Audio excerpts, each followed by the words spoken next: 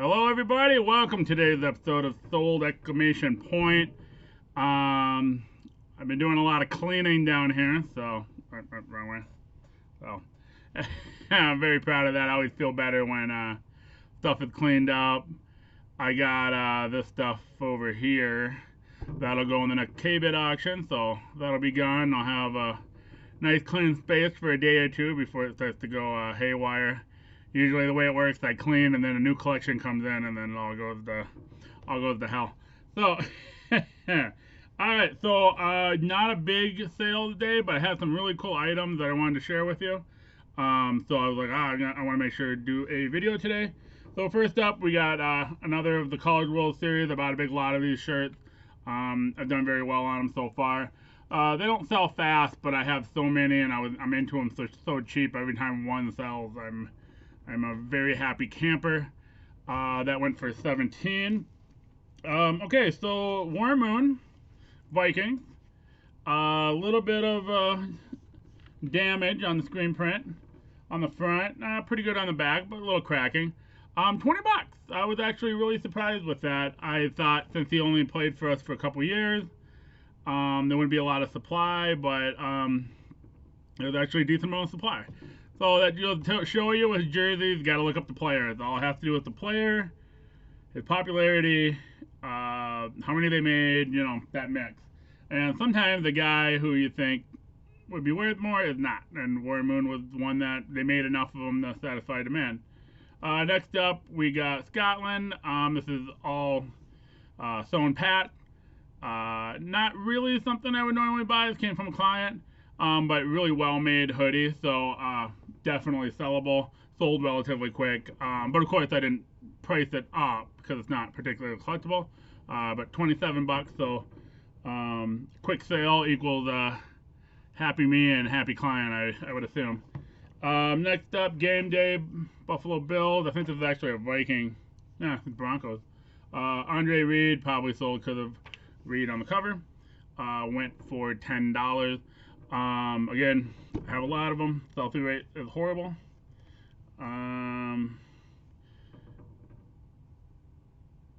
2002 ALCS Game 1 ticket sold for 14. And then the last two items are the reasons why I wanted to make sure I did a video today. First one, this is really cool. So this is a 1926 boxing ticket stub. So this is, I don't know why it sold. I'm making some guesses here. But I did spend a little time researching the ticket. One of the things I wanted to find out was anybody famous fighting on this ticket? Let me show the ticket. So really cool, and it's got like this cut here, and then there's like holes and kind of damaged, and on the back is the perforations kind of weak, but the back actually is kind of cool because it's National League Sporting.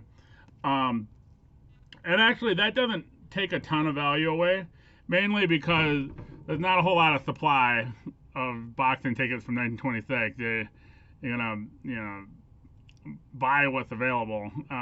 Holding out is not really an option. And it was kind of cool. I mean, it's old enough where it being tattered, makes a lot of sense. This went for, I didn't write it down, wonderful. I think it went for 83-ish. So during my research, there wasn't really a website that was very easy to get the information out. I did find one website, and I can't remember the name of it. It was probably well over a year ago I listed it. But I was able to determine who fought. Of course, I'm not going to be well versed in boxers in the 20s. So I just kind of cross-referenced the names that I found, and the name I went with was Matt Adji. He had a Wikipedia page, so that's the one I went with for a keyword, and in the hopes that would help sell a ticket. Again, I don't know why it sold. It could be somebody doing a boxing frame, and the ticket is to add a little extra piece to the frame. Maybe it was because of Matt Adji. Maybe it's because this promoter Jules Aronson, I saw his name a lot, so he was a famous promoter. So maybe the promoter is the reason why. So not quite sure, but you want to get all the keywords you can, and anything that might make it collectible or desirable, you want to make sure you get those keywords in there for people to buy. And then last up is my favorite item. This is probably, in my opinion, top 5 items I've picked since starting the business. It's not the most expensive item, but it checks all the boxes. So we got a floral snapback, gas station trucker hat with the rope.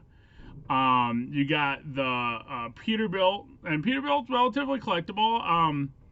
I didn't know that when I picked it. I just saw this, and there was actually 3 other Peterbilt hats with it. 2 of them I sold, and then one's left. But this one was the crown jewel. The best part is the truck in neon colors embroidered on the hat. This is just an amazing hat.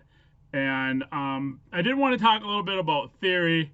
Obviously, when you're in business, you want to sell stuff for as much as you can. So this went for $92. Now you go, well, $92 is a lot for that hat. Maybe it is. I'm probably one of the highest sales of a Peterbilt hat probably in a few years. This thing's awesome. There's not another one out there. At least it's unlikely that there's going to be more popping up. And one of the things I learned in economics class, this is one of those things that a teacher says, and it's not on the test. And most students probably didn't pay attention to it, but it got me, and it made things more clear to me. So basically, in a free market economy, whoever is willing to pay the most for something is the right person to have that item. And so a lot of people would say, well, I'm a Peterbilt collector. I'm the best out there, and I love Peterbilt more than this guy. But you weren't willing to pay as much as the other guy. So how could you possibly value it more? He values it more. Then you get into some income arguments and stuff. But really, that is how you determine who deserves it. So I got a bunch of offers at $30, $40, and the reason why I didn't take it was because I knew there was somebody out there that would appreciate this hat a lot. They would really understand what this hat was. So my putting it on eBay for $25 and having it sell in a week, that's cool, but the person who bought it probably isn't the right guy to own it. The guy's willing to actually come up and pay a premium for a hat that I've decided is worth more. He's the right guy to have that hat. I mean, it belongs to that person. So it's just a way to think about your inventory, and sometimes when you get a special item, hold out, and hold out not just for money, but hold out because if the guy who offered me $30, he probably wasn't the right guy to own the hat. And it's such a cool hat, and it's so rare, and it's so awesome that it would be a shame if one of those $30 offers would have got it. So something to think about, and I'm sure many people disagree. But yeah, so that's what I had today. I wanted to show those 2 items, the boxing ticket and the cool Peterbilt hat. Hopefully I'll have one more sales video before the end of the week. I'm trying to do at least 3 a week. I've been unsuccessful in that the last few weeks, so I'm going to try to rededicate. Thanks for watching, and have a great day, everybody.